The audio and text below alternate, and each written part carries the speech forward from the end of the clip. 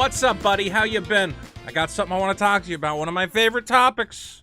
And that topic is the Galactic Star Cruiser, the Star Wars Hotel, the Halcyon Legacy. So many different names for this terrible, terrible experience. Now, I've been talking about the Star Wars Hotel for, I don't know, months now.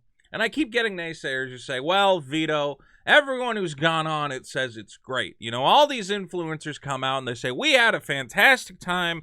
No amount of money would be too much. $6,000, $7,000 is a bargain for the incredible experience of getting to meet this lady with blue face paint. Okay, well, I'm coming to you guys with an exclusive interview with someone who does not necessarily agree with that statement, does not agree that this is worth the money. This is somebody who is a Disney influencer herself. She decided she wanted to pay to get the full experience, and frankly, had two of the worst days of her life. We've got the exclusive interview here, and guys, this is a nightmare story. But before we get into it, I want to talk about my sponsor, Magic Spoon. Now, what is Magic Spoon? It's an incredible new brand of cereal that's gonna change your frickin' life, buddy. I swear to God. What's great about Magic Spoon is they got all your favorite flavors. What do we got here? We got peanut butter, we got cocoa. Maybe I'm kind of basic, maybe I'm kind of simple. I go with the frosted. It's good! It's tasty. And you drink the milk afterwards. That's the best part. The cereal milk. Fantastic. I love it. Here's the facts. Each serving, 0 grams of sugar, 13 to 14 grams of protein, and only 4 grams net carbs. Each serving, how many calories?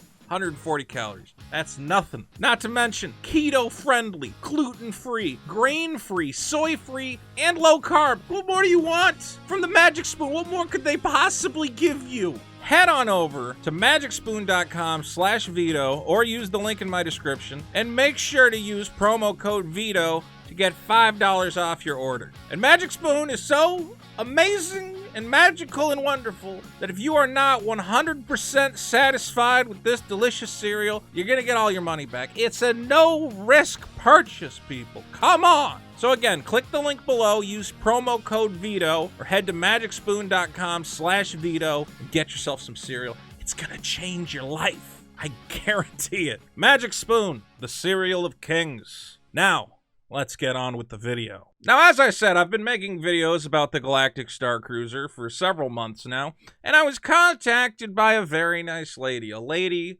who refers to herself by the handle of Southern Disney Belle.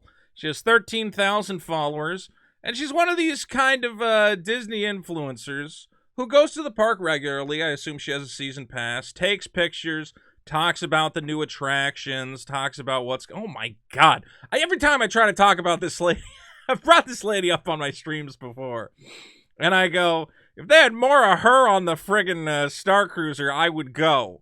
Oh my God! Okay. Oh my God. This is incredible. Now, she is a big Star Wars fan, you're going to see in her pictures and everything else. I mean, she does all sorts of cosplay as different Star Wars characters. Clearly, she loves the franchise.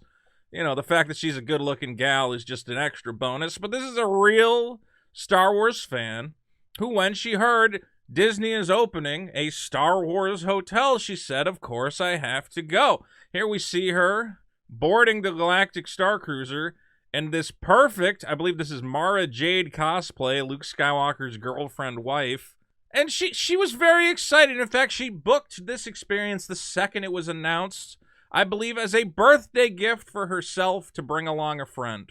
But unfortunately, she didn't have a good time, and that's what we're going to talk about. This is a very real reaction. This is not one of these fake influencer reactions, people who got to go for free, people who have to sell up the experience in order to maintain their relationship with the Disney Corporation. This is a real, raw review from a real Star Wars fan who said, frankly, it's not worth the money and I would never go again. Now, she came to me, she said, I'm binging your Star Cruiser videos, very hysterical, and it is as bad as it looks.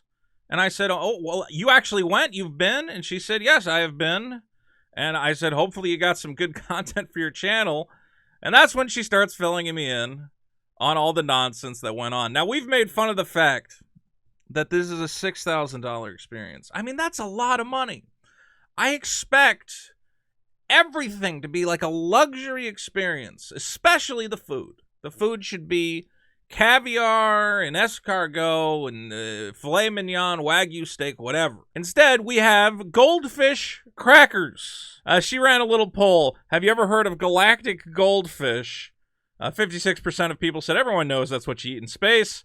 44% of people said, what the hell are they feeding you up there on the Star Cruiser? So even her fans know this is ridiculous. Yes, I know there's kids on the ship, sure. But this is the general snack area for everyone. There isn't like an adult snack area. It's just, yeah, eat some goldfish crackers. $1.99 a pound. Now here we see her beautiful view of this is the view you get in your cabin. Again, how is the whole wall not a giant video screen to see the majesty of space? You have this tiny window with, I assume, an LCD television behind it. And here's some of the things she was saying. The cast members were great, very committed, but it was totally boring because I wasn't into the new characters that were introduced or the storyline. It personally felt it had very little to do with what Star Wars is to me. Yeah, well, the story is about, if you're on the ship, you're meeting crew members of the ship, you're meeting a galactic pop idol, you're meeting the captain of the ship. I mean, where's the point where you're meeting Jedi and smugglers and, you know, all the things that we expect from Star Wars? There's really not that much of that. The characters are kind of weird and not, you know, emblematic of the Star Wars experience. She says, well, it's fun doing the costumes and running around with friends. It can't justify the price point. I did not care about the cheaply done arcade games you have to do for missions. Going to Batuu, she's talking about just going to Galaxy's Edge, just buying a normal Disney ticket, is more entertaining. You see more characters more frequently and can actually ride good rides. That's an excellent point. I look at Galaxy's Edge, which again, I've never been because Disney World is expensive, but I go, that would be fun to spend a day there and go on the Millennium Falcon ride and the Rise of the Resistance. Both actually look very impressive. And then I look at the games they have on the Star Cruiser, the like little joystick shoot the TIE Fighter game. You get to play like a card game, Sabacc, and I go, well, that's way less exciting than what they have in the actual park. And a park ticket's like $150. If I'm going to pay $6,000, what? I get dinner and a show? There's not anything really that special about this experience. She says, I hated being indoors for so long with no windows. And when it rains, they close the patio they have. So I don't know if you've seen this. There's a little outdoor patio that you can go out to and get some fresh air. But if it's raining, they don't let you go out there. And frankly, it's Florida, where it rains all the time.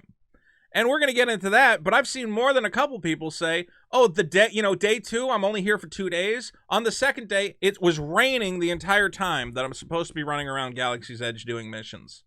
There's half your vacation ruined by the rain. They also closed the patio after midnight, and I felt very claustrophobic. So if you're someone who doesn't like being in enclosed spaces, okay, you're trapped in the bunker.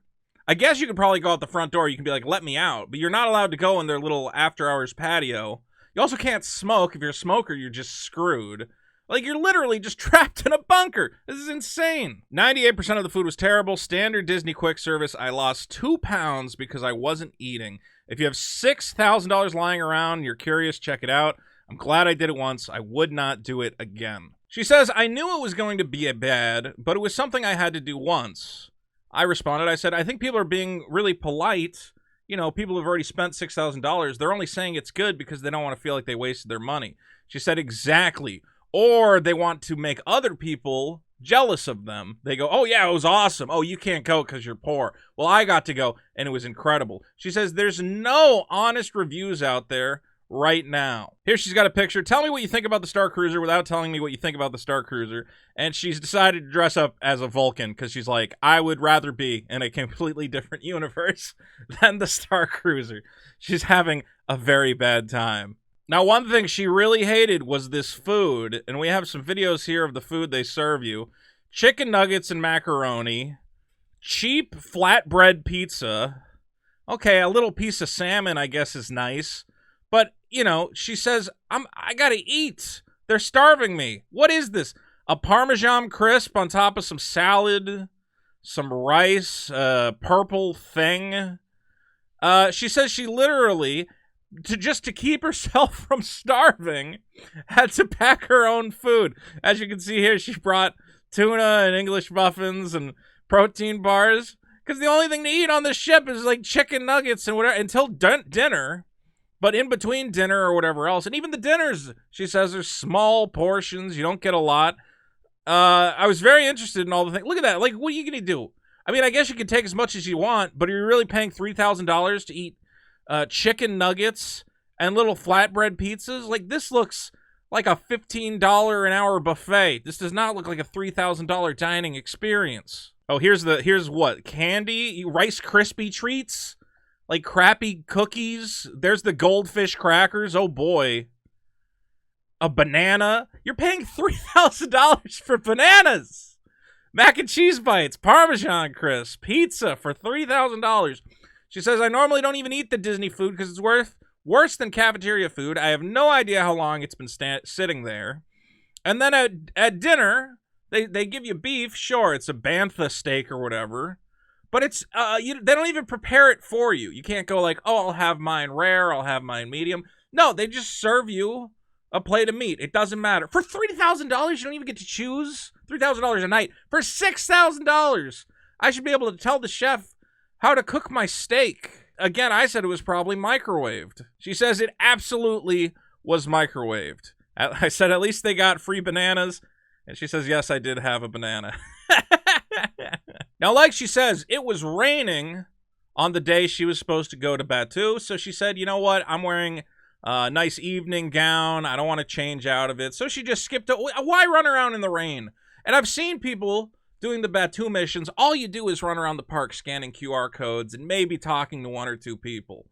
It doesn't seem like that crazy an experience. I don't blame her for skipping it. She says that Joey, I believe she's referring to Joey Fatone, who was actually there. Joey from NSYNC went on a Star Cruiser voyage. Him and his friends went at 8 a.m. and Rise of the Resistance was down. Can you imagine? You're paying $6,000 to run around in the rain, and one of the Star Wars rides. That's like one of the only perks is that you get to go to the front of the line to ride Rise of the Resistance. It's broken. I mean, at that point, what are we doing here? She says, luckily, they were all staying in Florida, so they were able to come back to the park and get on the ship. But if you don't live in Florida, if you got to catch a flight, okay, their little passes of, oh, come back, we'll get you on, the next day, are useless. Now, I also had some questions. So on the ship, you can side with either the Jedi, the First Order, or the smugglers, or something else, whatever. But if you go the Jedi path, you meet Rey Skywalker. I hate calling her that, but you meet Rey. You get to go into a room. There's a story moment with Rey. She opens a holocron. You meet Yoda. I'm like, well, that seems kind of exciting for the people who decide to go the Jedi route. So shouldn't the First Order route get the opposite? Shouldn't they get to meet Kylo Ren? And she said, no, the only time you see Kylo Ren is on the deck at the end.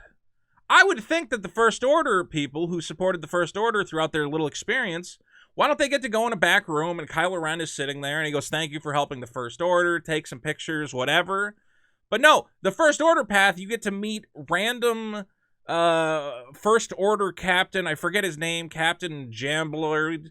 And you meet Captain Jambloid, and he goes, thank you for helping the First Order. I don't want to meet him. I want to meet Kylo. And my theory is everyone doing the Jedi missions because they all want to meet Rey, and that's the only reason to meet Rey. And the more I hear about this, yes, that all the cast members are going, or all the people who sign up for the experience are going, I want to be on the Jedi path. I want to do the Rey storyline, because that's the only one that's interesting. Why would I want to meet all these made-up characters when I can meet someone who's actually from the movies?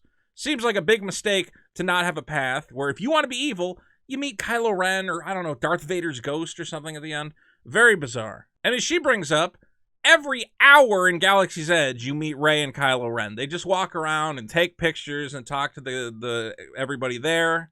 So how is it special to meet them on the ship for like a second? So why is there not more of that on the Star Cruiser? Why are there not more character? I mean, at this point, drop all the storyline stuff. I would almost say just, have one day where you meet Luke Skywalker, Han Solo, Chewbacca. I don't understand people wanting to meet the blue-skinned captain. I think they would have more fun just meeting all their favorite Star Wars characters and get rid of the storyline, or I don't know, make a stupid time travel storyline, or you as the cast member travel back in time to the era of the Republic and then you travel forward to, I don't know.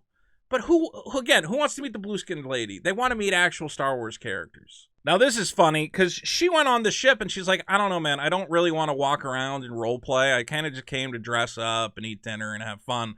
And they ended up giving her, I don't know if everyone got this, but she felt like it was a non-participation award that's like, hey, we noticed that you haven't been logging onto your phone and interacting with all the fake characters. Like, you really got to do that. If you don't do that, you're not going to have fun. Which they didn't say. That's kind of the problem. She's saying, this is their way of telling me I wasn't going to have fun if I didn't LARP. I paid them, and it's my birthday. I'm not here to entertain them. Yeah, well, that's a big part of the problem. Is on no point on the website or the sign-up or anything does it say, hey, if you don't roleplay, there's nothing here for you. Because there is nothing. If you're not into the roleplay experience, there's nothing else to do on the ship. It's not like some people can do the roleplay, and then mom and dad can... I don't know, what is there for them to do? Go to the bar? That's about it. So they really are kind of false advertising this. They really need to tell people, listen, this is only for cosplayers and, wannabe drama kids or whatever else. She says, when I originally booked this, it was kind of implied that main characters were going to be on board, the ones normally in launch bay. She expected that there was going to be like Darth Vader or more Chewbacca, see Rey, see Kylo. Again, was kind of sold a fake bill of goods because now you find out all you get to meet is this orange-skinned guy and a lady who sings a song. And she could not cancel because if they only offered her half a refund. This is before any details were announced. I mean, yeah, they just said it was a Star Wars hotel, and she said, oh my God, let me sign up. And you find out you're trapped in the era of the First Order, the worst Star Wars universe, and you're not having a good time. She also has this video of the fashion show. I mean, this is comical at this point. This is like stupid cruise ship nonsense. Like, you're paying $6,000 to stand in a line and what? Show off your Star Wars? What is this? Andrew, what was your outfit inspired by? My love of droids and my long-term career building them. My love of droids. What a great fashion show with an elevator behind the guys walking. Can you imagine wasting an hour of your life doing this? I mean, I guess there's story stuff going on, like during the fashion show, they're sneaking a droid around or trying to get Chewbacca on board, whatever. But it's still like, I don't know, man. This seems so cheap. I don't know if you guys can notice. Gaia's trying to get a Gaia chant going, and it is not working. This is so embarrassing. Gaia, Gaia.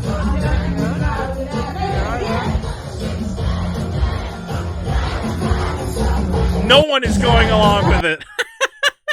What a nightmare. Now, here's the most salacious details. And maybe we'll get in trouble for talking about this, but we got to talk about this.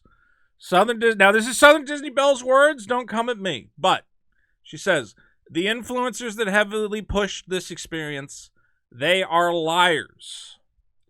I've had some people, some of these influencers who gave it positive reviews, tell me in direct messages that they didn't really like it. I asked, well, then why did you lie? LMAO.